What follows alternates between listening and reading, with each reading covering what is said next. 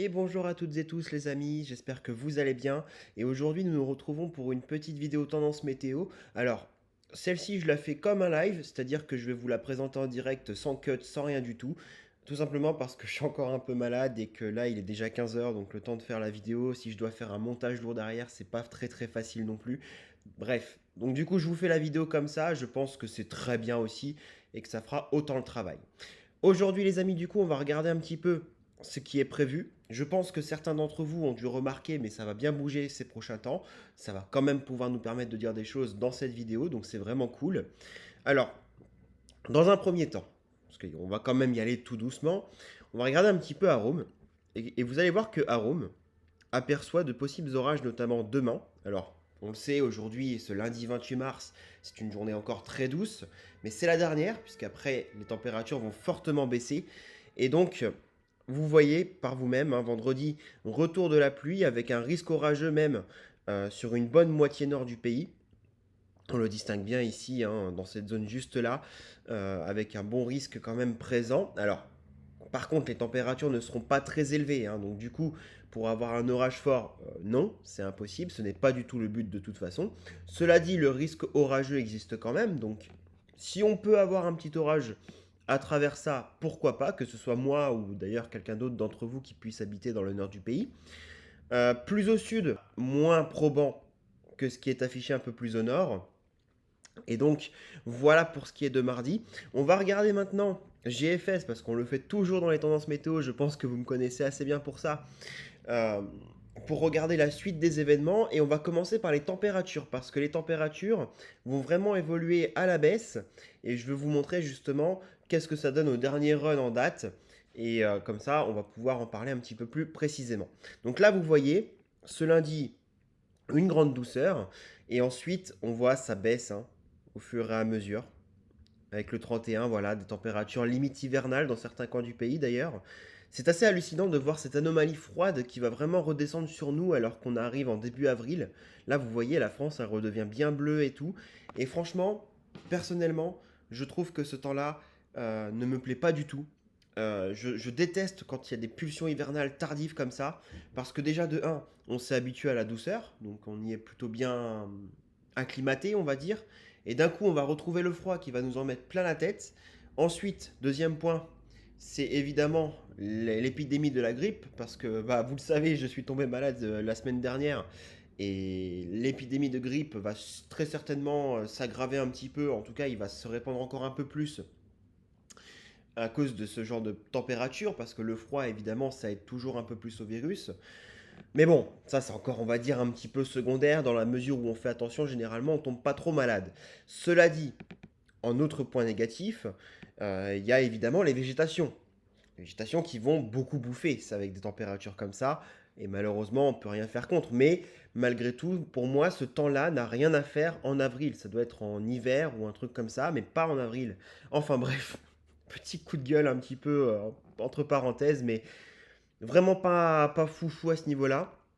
Donc je vous montre un petit peu la suite, hein, vous voyez, le froid s'attend un petit peu. Puis enfin, on commence à revoir un peu la lumière à partir du 5 avril, avec un temps quand même qui redevient un peu plus appréciable, même si ce n'est pas non plus comme on a connu cette semaine précédente.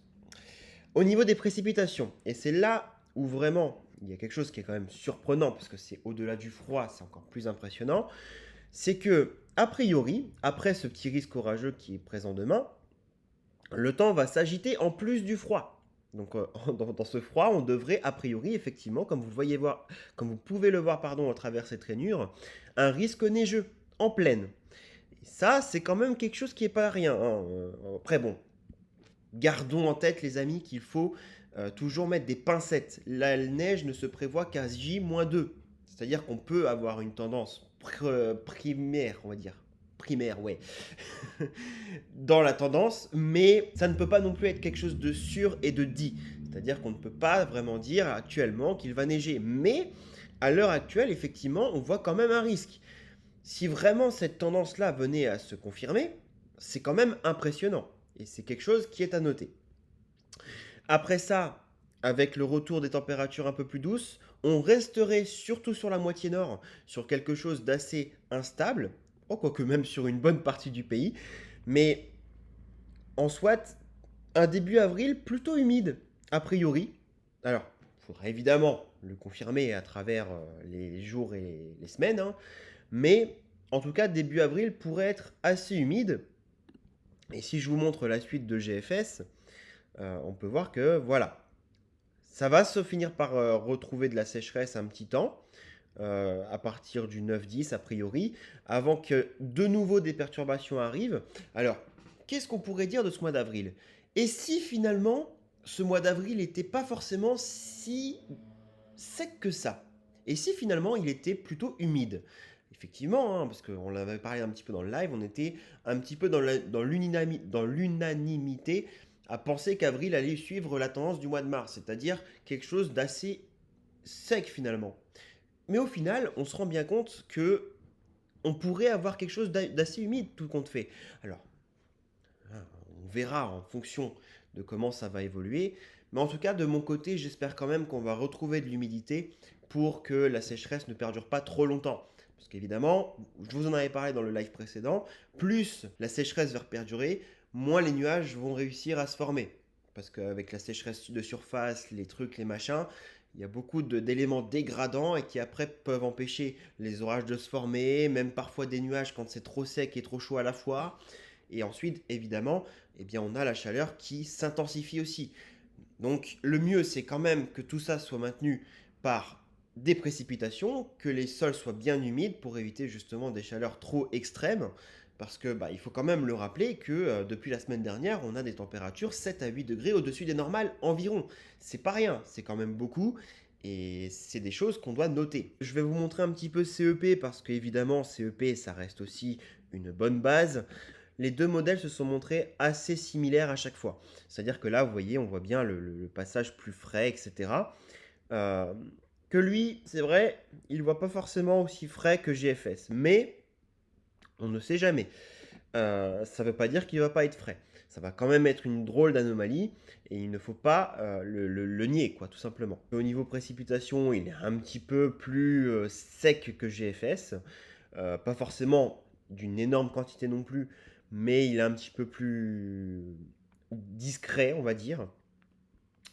Mais voilà, dans l'idée, on voit un petit peu ce qui va arriver et clairement, c'est du frais, c'est du bien frais.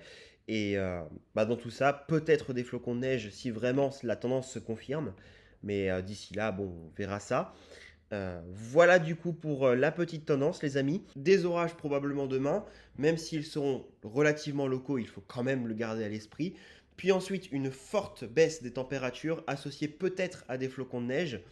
Et enfin, peut-être le retour d'une douceur peu marquée, mais de saison, qui pourrait permettre de retrouver un temps à peu près normal.